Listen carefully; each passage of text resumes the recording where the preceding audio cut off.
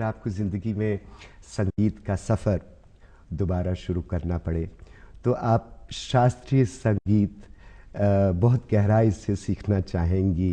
क्या आपको कभी ऐसा लगता है, कुछ अफसोस लगता है कि शुरुआत में आपको शास्त्रीय संगीत सीखने का मौका नहीं मिला? नहीं, मुझे मौका तो मिला, क्योंकि मैं बचपन से सीखती आई हूँ। मेरे पिताजी से सीखा, फिर अमान अली खां साहब से, अमानत खां से।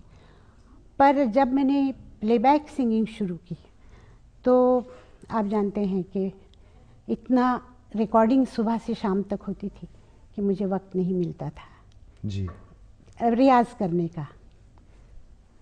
नहीं, मगर जब आप काफ़ी छोटी थी तो आपके पिताजी दीनानाथ मंगेशकर जी गुजर गए और आपको खुद ही सारा कुछ सीखना पड़ा। अपने आप को, अब पढ़ाई, संगीत, काफ़ी कुछ। जब आप मुड़ के पीछे देखती हैं तो कौन सी ऐसी संगीत में ध्वनि है, या आवाज़ है जो आपके दिल में, या दिमाग में गूंजती है, या बैठी हुई है? बड़े गुलाम अली साहब, अमान अली खां साहब, आपके वालिद साहब। जी हाँ। नहीं, सबसे पहले तो मैं कहूँगी मेरे वालिद साहब की आवाज़, उन्होंने जो सिखाया वो हमेशा ही मुझे याद रहता है। और उसके बाद अगर आप, मेरे गुरुजनों का तो है ही, पर अगर फिल्म के हिसाब से आप सोचेंगे तो मुझे सहगल साहब हमेशा ही याद हैं। उनका गाना, मुझे उनका गाना बहुत पसंद था। फिल्मों में गाना शुरू करने के बाद मैंने कुछ नूरजहां को भी बहुत सुना। जी जी। तो मैं हमेशा एक शिष्य बन के ही रही हूँ, जिससे जो मिले मैं सबको गुरु ही मानती हूँ। किससे कब क्या मिल जाए पता नहीं होता है।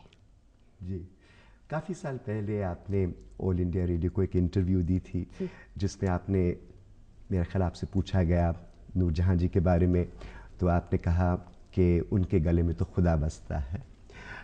आपका नूरजहां जी से क्या ख़ास संबंध था? मेरा संबंध तो वैसे नहीं था। जब पहले उनकी फिल्म आई तो मैंने उनको सुना था ख़ानदान में, तब से मुझे उनका गाना अच्छा लगता था। उसके बाद एक फिल्म बनी थी बड़ी माँ जी। और मैं उस वक्त प्रफुल्ल पिक्चर्स में काम करती थी, फिल्मों में छोटे छोटे रोल। तो शूटिंग के लिए वो कोल्हापुर आई थी। जी। तो कोल्हापुर में मास्टर विनायक के यहाँ मैं थी, उन्होंने मुझे उनसे मिलवाया। तो मास्टर विनायक ने कहा कि नूरजहां जी, ये लड़की बहुत अच्छा गाती है। मैं बहुत छोटी थी उस वक्त, 14 या 15 साल की थी। तो उन्होंने कहा सुनाओ बेटा। तो मैंने उनको एक दो गाने सुनाए, कुछ क्लासिकल सुनाया, तो वो बहुत खुश हुई। कहने लगे दिल लगा के रियाज़ करो, अल्लाह तुमको बहुत कामयाबी देगा। फिर बाद में मेरा उनका मिलना नहीं हुआ, चूँकि वो पाकिस्तान चली गई। पर एक बार मैं उनको वाघा बॉर्डर पे मिली थी। अब मुझे साल याद नहीं है, पर वहाँ जाके हमने उनसे मुलाकात की थी और काफ़ी देर बात हुई। बाद में फिर मैं उनको अमेरिका में मिली, लंदन में 4-5 बार मिली, अभी हाल में जब उनका ऑपरेशन हुआ था उसके बाद। और अभी कुछ दिन पहले मैंने उनसे कराची में बात की। तो अभी भी उतना ही प्यार है, हाँ, वही पुराना रिश्ता, संबंध चलता आ रहा है। अब बस एक छोटा सा ब्रेक के बाद लता मंगेशकर के बातचीत का सिलसिला जारी रहेगा।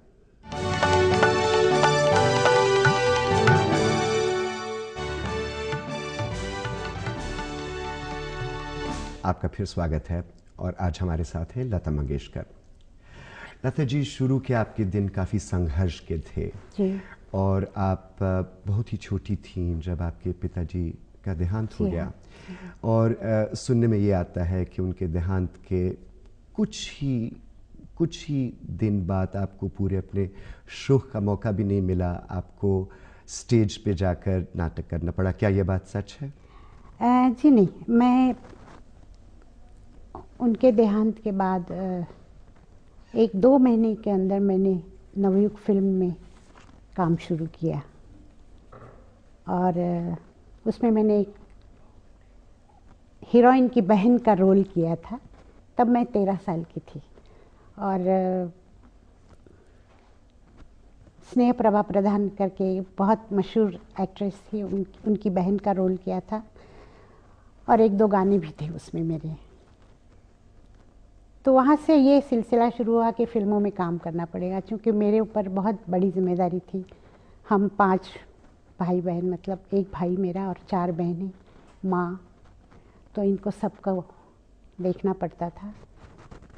तो फिर हम लोगों ने पूना में, हमारा एक घर था छोटा सा, वो बेच डाला और एक दूसरे मकान में हम लोग किराए के गए और फिर फिल्मों में काम करना शुरू किया। एक फिल्म ख़त्म होने के बाद फिर मैं कोल्हापुर चली गई, और कोल्हापुर में मैंने मास्टर विनायक के यहाँ प्रफुल्ल पिक्चर्स में मतलब नौकरी कर ली। सुबह से शाम तक हम लोग जाते थे, और उनकी जो फिल्में बनी उस वक्त, उसमें मैं छोटे छोटे रोल करती थी। मगर उन दिनों की मेहनत का जो सबसे बड़ा मकसद क्या था? अपने अपने अपने परिवार की परवरिश या संगीत की? नहीं, बिल्कुल परिवार को संभालना बहुत ज़रूरी था।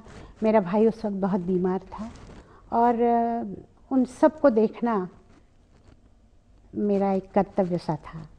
फिर आप मुंबई आई, और सुना जाता है कि आप लोकल ट्रेन से दूर दूर आपको रोज़ स्टूडियो जाना पड़ता था।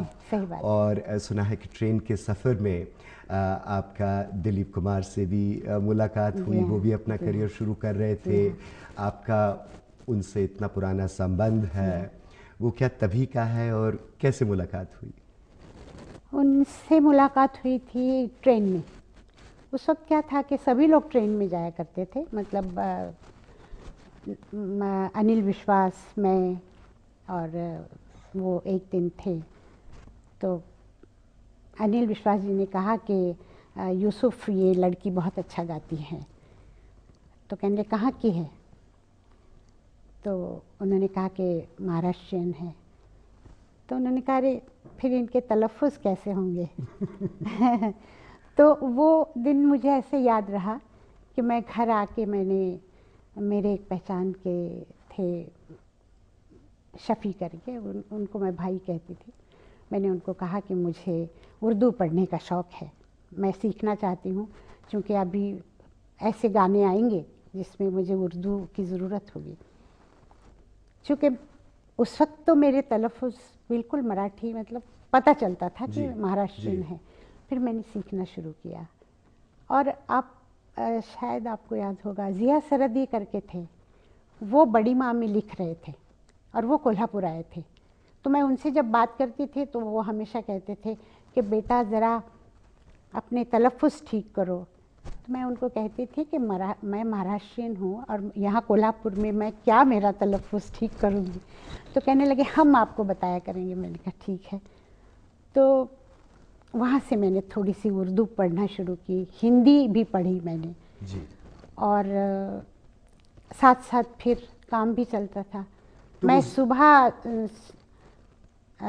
समझिए मैं 5 साढ़े 5 बजे उठती थी, थोड़ा सा रियाज़ करके, और फिर तैयार होके मैं निकल जाती थी घर से। पैदल मैं स्टेशन जाती थी, वहाँ से ट्रेन पकड़ के मैं फिर दूर दूर तक जाना पड़ता था, अंधेरी और गोरेगांव वगैरह।